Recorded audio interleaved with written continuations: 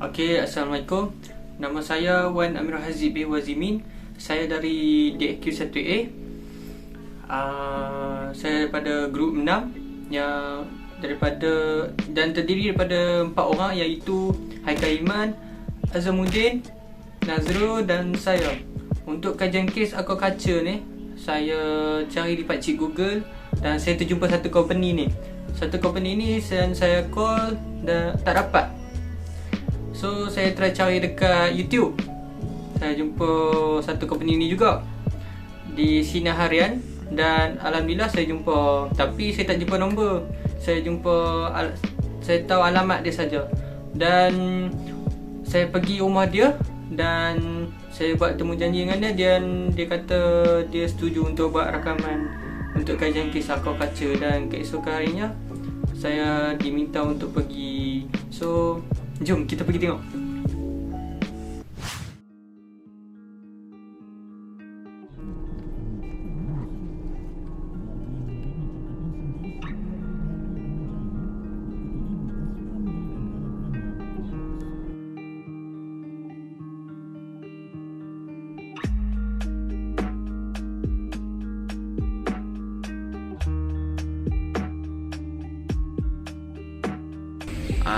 Nama saya Nur Badrul Iman, boleh panggil Badrul. Umur abang apa?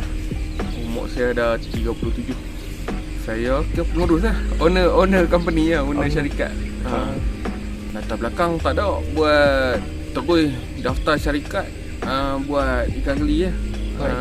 Tapi pendidikan basic tu, asas pendidikan daripada perhotelan. Ada diploma perhotelan. Tapi perhotelan ni pak saya pun ada masalah dengan kaki fizikal. So tak boleh dah perhotelan dah. So kena buat kerja sendiri lah, sebab orang kalau kerja dengan orang ni orang tak faham kita punya keadaan. Tapi memang lari bidang, belajar perhotelan tapi buat bela ikan. Okey.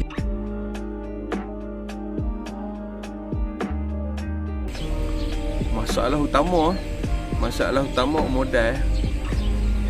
Ternak ikan, bukan ikan lah, ternak apa-apa jenis binatang hidup, paling besar sekali modal, sebab benda tu benda hidup. So bila benda hidup kita kena bagi makan. Lepas tu nak jual, dia tak boleh jual masa kecil. Kalau masa kecil benih jual benih dekat orang. Tapi untuk nak bela bagi besar, untuk macam ikan keli yang dah matang ni, kena tunggu 3 bulan setengah. Masa 3 bulan setengah tu duit kena ada banyak untuk rolling nak beli makanan dia tu. Sebab macam saya bagi makan dedak pellet 100%. Kalau orang dengar ni, orang panggil apa, macam ayam organik lah. Macam saya ni orang panggil ikan organik tapi sebenarnya tak wujud pun ikan organik ni. Istilah ikan organik sebab saya bagi makan 100% pellet. Kalau ayam dia bagi makan organik ni, bagi makan apa? Jagung saja aku. Macam tu lah lebih kurang. Macam ikan saya bagi 100%. Kalau orang hak yang nak tahu beza orang hak yang bela ikan keli dia bagi makan dedak dengan orang hak yang bagi makan sumber lain, jarak dalam 5 meter ataupun 3 meter pun dah tak boleh berdekat dah dengan kolam. Tu maksud dia bagi makan benda lain. Bau dia naik. Bau dia mesti akan naik memang naik dahsyat lah. Sebab ikan keli dia tak boleh tukar ayak selalu. Patut ayak dia tak boleh jalan. Kalau ayak ada ayak putak, ayak berpusing, boleh lah pusing. Tapi dia kena sumber asli lah. Maksud dia sungai, tepi ni saya ada sungai. So masuk sungai, keluar balik, masuk kan, ambil daripada sungai, keluar balik. Yang tu boleh. Tapi kalau macam pakai ayak telaga, ayak yang bersih lah, ayak takung, ayak yang kita simpan dalam tangki untuk nak recycle balik kolam, ikan je lambat besar. Ikan ni ikan keli Afrika, hybrid lah. Lebih kurang dalam 3 bulan setengah dah matang.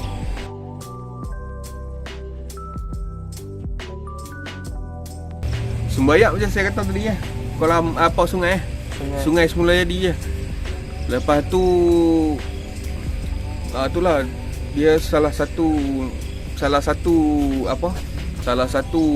ni kita kena jaga sebab perikanan dengan Jabatan Alam Sekitar, Jabatan Perairan dia selalu pantau.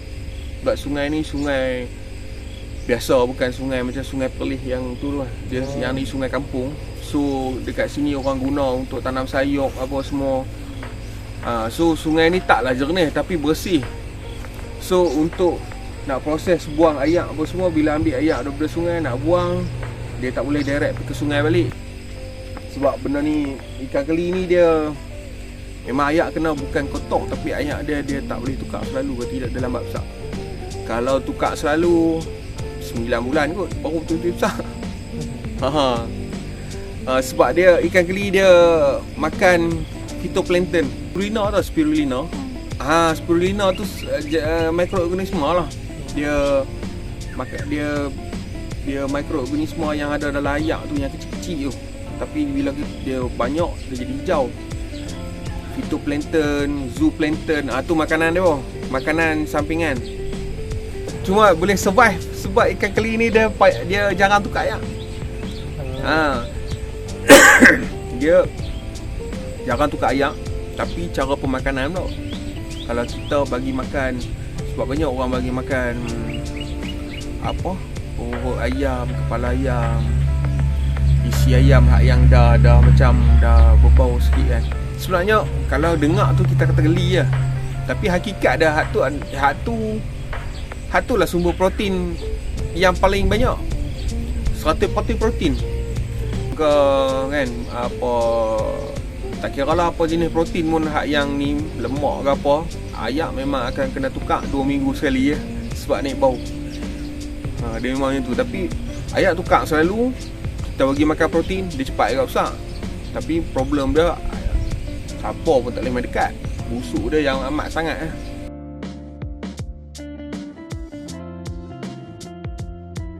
Masalah utama bagi syarikat belah ialah modal yang tinggi untuk membeli makanan yang berprotein tinggi untuk ikan. Dan kita gunakan untuk konsep CDIO dan untuk konsep pembesaran ikan lambat matang. Dan untuk desain, harga yang mahal untuk membeli makanan. Implement pula, ikan akan lambat membesar dan lambat matang. Operate dan menggunakan makanan yang mengandungi protein yang tinggi. Dan masalah yang kedua, ikan akan lambat matang jika tukar air selalu. Dan untuk konsep CDIO kita gunakan ialah konsep pembesaran ikan lambat matang. Design kita kena tukar air selalu, kolam ikan selalu. Dan implement, ikan akan lambat membesar dan lambat matang. Operate, jarangkan tukar air kolam ikan. Berdasarkan kajian apa yang saya buat, saya telah menemui banyak masalah daripada belau, iaitu modal yang tinggi untuk membeli makanan yang berprotein tinggi.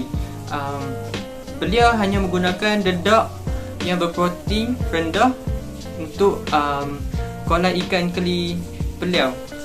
Dan masalah yang kedua ialah beliau selalu tukar air ikan keli. Dan beliau memberitahu saya bahawa menukarkan air kolam ikan keli selalu akan membantukan pembesaran ikan keli.